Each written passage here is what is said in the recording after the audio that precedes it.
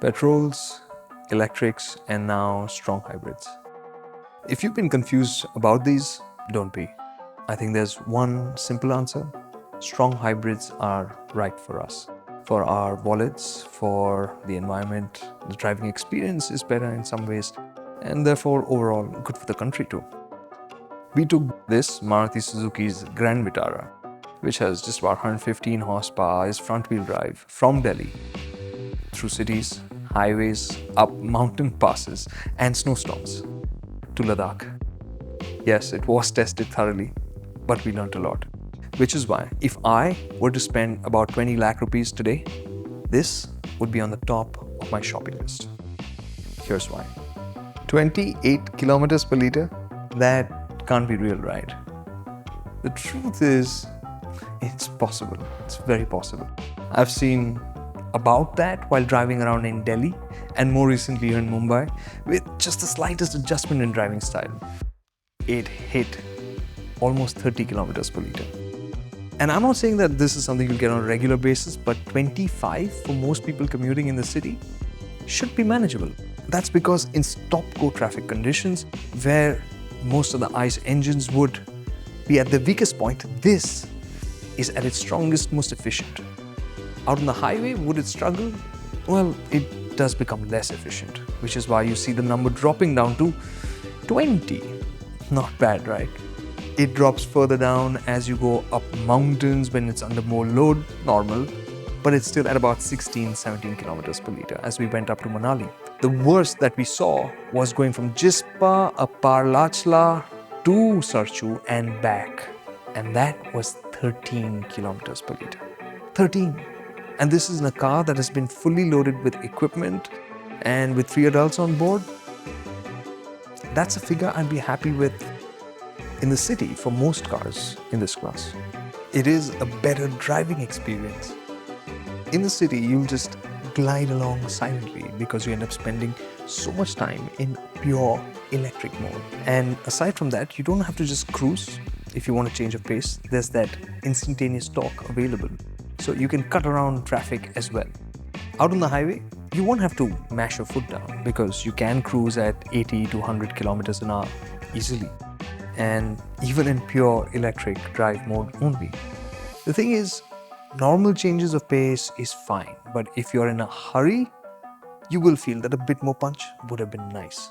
But that aside, the Grand Vitara's chassis out on the highway just feels so blunted and confident that covering distances in it is tireless. So much so that people who end up liking the Grand Vitara think of it as a Toyota, not a Suzuki. Steep inclines, slippery roads, no roads. We faced them all with the Grand Vitara that was completely loaded. The incredible part is how this hybrid powertrain works together. We've said this before. Electric horsepower is different from ICE horsepower. And here, it's no different. What you get by way of electric juice is just so smooth and easily delivered that if you have to climb, it can do it gently without breaking a sweat. Crawling over rocks or slippery surfaces, just a light prod of the throttle and it makes its way through. You don't have to work hard. It makes financial sense. A battery electric vehicle for you to break even with, you will have to clock a lot of kilometers because to buy, it's about 40 to 50% more expensive than its petrol-powered versions. A strong hybrid would be only about 20% more than a petrol equivalent, so you can use it lesser and still recover your additional investment. And aside from that, for a pure EV, to cover all those distances, you need a charging network that supports that. It's a little bit of extra flexibility allowed with the hybrids. Safety. Since this is a Maruti, we must clear this up. The Grand Vitara is built on Suzuki's Global C platform, on which the European Vitara is also built and is a 4-star rated car. And this too comes with 6 airbags, ESC, hill hold. And the fact that it drives so well, automatically in my books, makes it a safer car on an everyday basis. And by virtue of being a strong hybrid, yes, it uses a battery pack which consumes some amount of rare earth metals, but it's a fraction compared to EVs, while also unlocking a lot of efficiency.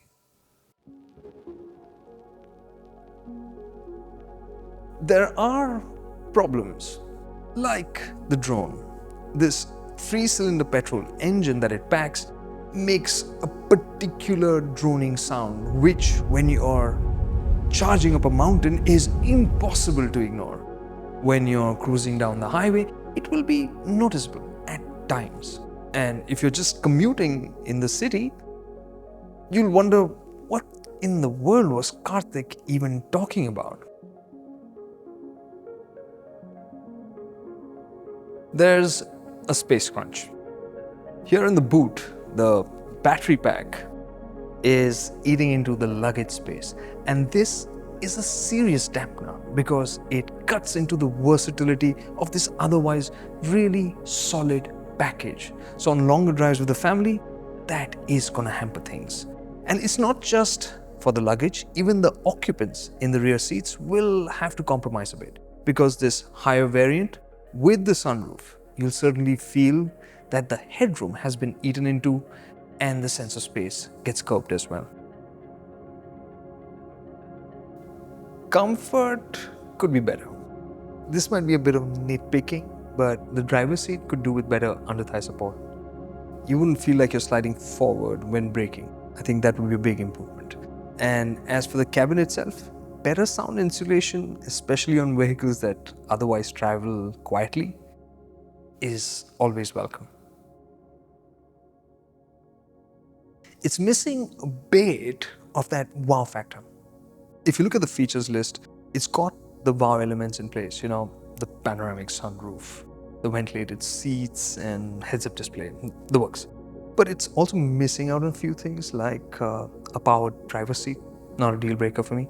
But front parking sensors, I like those. But the real thing that I want, well, that's a cabin experience to match the driving experience. So if it looked and felt as premium as a Kia Seltos, I think it would take the wow quotient of the Grand Vitara to a whole different level.